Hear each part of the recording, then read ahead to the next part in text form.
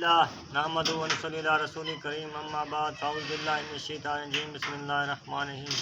السلام علیکم ورحمۃ اللہ وبرکاتہ۔ میرے پیارے بھائیو، دوستو، عزیزو اور سامعین گرامی، آج آپ کے سامنے سورۃ البروج تلاوت کرنی ہے۔ یہ اللہ تبارک و تعالیٰ نے نبی اکرم صلی اللہ علیہ وسلم پر مکہ معظمہ میں نازل فرمائی۔ اس میں 22 آیات مبارکہ ہیں اور ایک رکوع ہے۔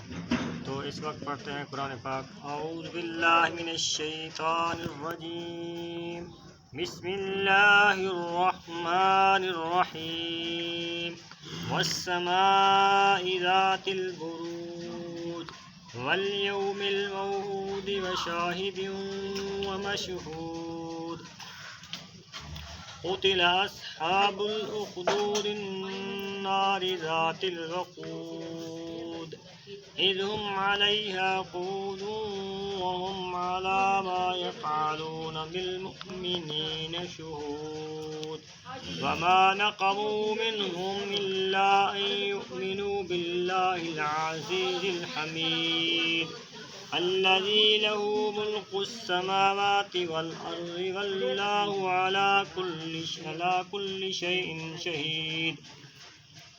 ان الذین فتنوا المؤمنین والمؤمنات ثم لم يتوبوا فلهم عذاب جہنم ولهم عذاب الحریق۔